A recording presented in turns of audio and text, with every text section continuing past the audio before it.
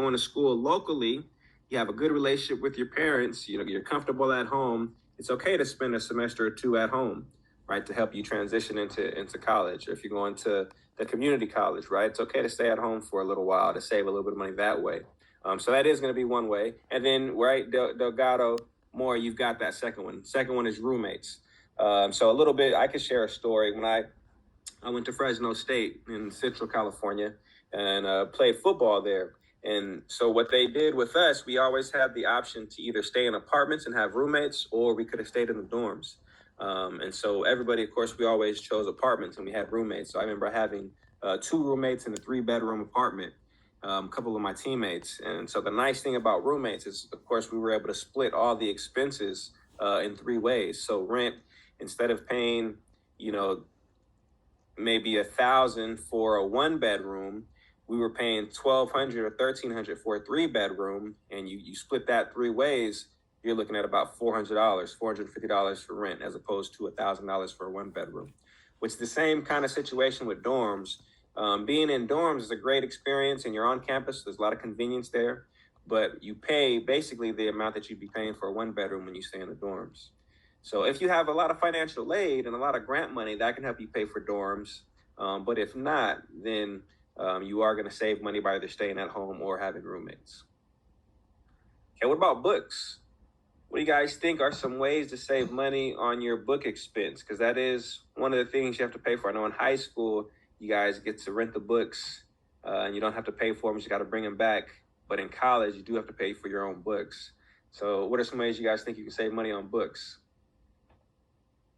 Online ebooks. Okay, yep. See, Jackie, I think is prepared for college already, right? Yeah. So finding them online is going to be a helpful way to save money on books. Use books, perfect. Yep. I think Jackie and Delgado, you guys are on your way, right? So those are going to be the main 2 things. And so I always say that what you don't want to do is you don't want to buy new books from the bookstore, right? It's similar. The analogy I like to give is when you guys buy your first brand new car off the lot, which I wouldn't recommend. I'd advise against buying brand new cars off the lot.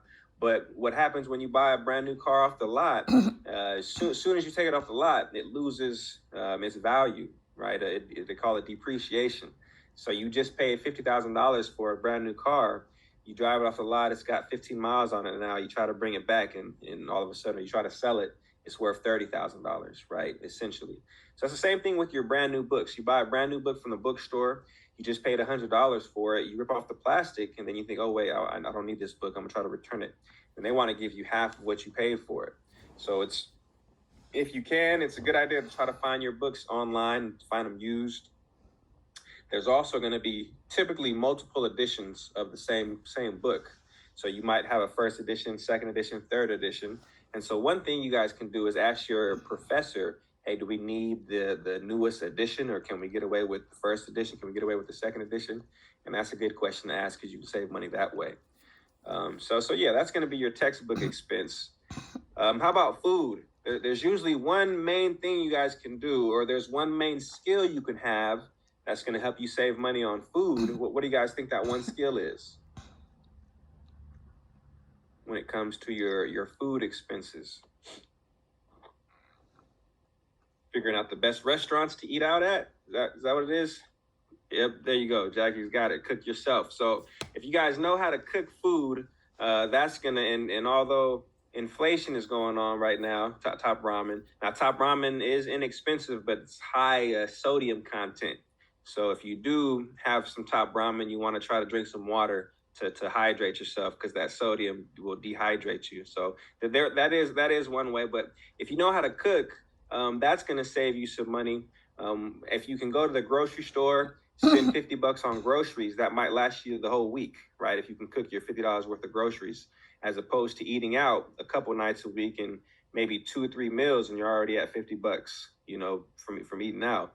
So if you guys know how to cook, that's going to be an important skill. I know with inflation, grocery prices and gas prices and all those things are going up, but at the same time, that is still going to be the way to save money on your food, and learning how to cook and buying yourself groceries.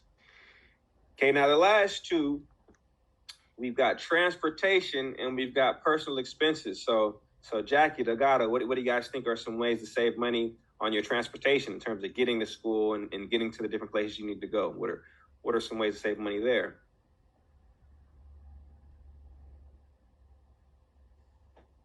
Bike, yep, perfect. Bus, perfect. Yeah, you see, you guys are on top of it. So, quick story that I can share with in terms of the bike. Everybody knew me around campus because I would have these big.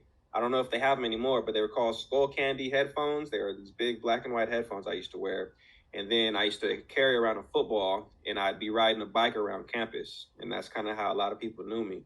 And the nice thing about riding your bike to campus is you can lock it up right outside the classroom and be a minute away from where you need to walk to get to your class.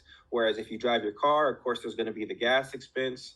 There's going to be parking permit expense. So usually you got to pay around $200-$300 a semester for a parking permit, and then you got to drive around campus to find a parking spot, right? And your parking spot might be way on the other side of where you need to go to class. So there are some expenses there. But if you do, like Jeremy mentioned, if you do have a car and you have roommates, then you guys can carpool, right? Maybe Jeremy, maybe you do the driving on Mondays and your two roommates do the driving Tuesday and Wednesday, and you guys rotate that way. So that's a good way to do it. Now, in terms of the bus, what I'll say about public transportation is being a college student, you guys will be able to utilize public transportation for free. You'll get, at Sac State, it's called a one card. And you get a sticker on your one card that allows you to get onto the bus and get onto the light rail for free. So one of the benefits and perks of being a student there. So there are some ways to save money, whether if you do have to drive, it's a good idea to carpool. Public transportation you can get for free. And then, like Jackie mentioned, hopping on the bike if you're close enough to bike, or, if you have a scooter or those types of things. Like if you guys go to UC Davis, you'll see a whole bunch of bikes.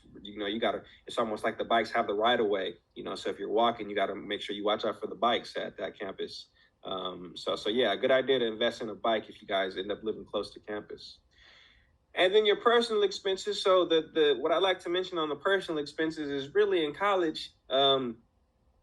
So with financial aid, especially, what happens is, and I ended up being on scholarship. I was fortunate enough to be pretty good at football, so I was on scholarship. But in addition to that, I got financial aid. And what happened was I had it set up with my bank account. So when the financial aid hit, it was just a direct deposit right into my bank account, like a week before school started. And I remember getting like $2,000 my freshman year. Before my freshman year started, thinking, wow, that's a lot of money. That's the most money I ever had. And so with that money, you got to try to make it last, though, for that semester, for that year. So with your personal expenses, you don't want to go too crazy with buying, the new Jordans, with, like I say, eating out all the time, driving your car everywhere. You want to try to be conservative with that budget. That way that money will last you, and you don't have to worry about as many loans, right? And then once you get done with college, you get your degree, you start making good money with that degree, then you start to splurge a little bit. But while you're in college, you kind of want to try to save money, save on those personal expenses. I used to work at Ross, right? And I was loss prevention. And so, of course, I was seeing a lot of people stealing all the time, and I would have to kind of try to be in the area to prevent that. But what I found at Ross is they've got a lot of great deals on pretty good items. So different clothing items, different shoes.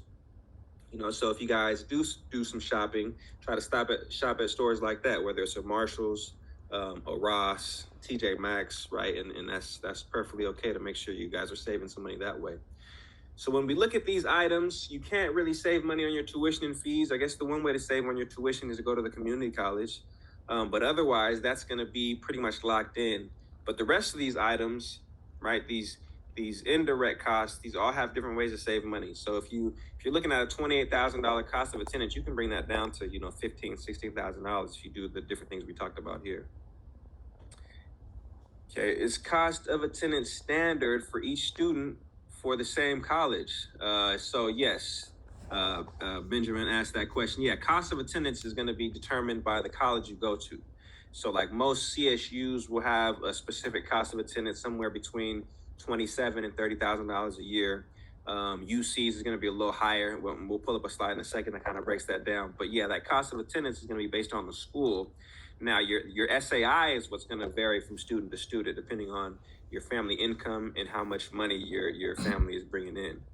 Or should I say, how many people that income is supporting, right? So that's going to vary by student. But your cost of attendance is going to be standard based on what school you go to.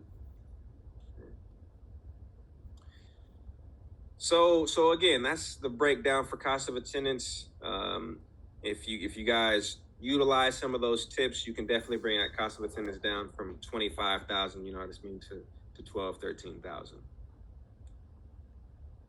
Now, in terms of that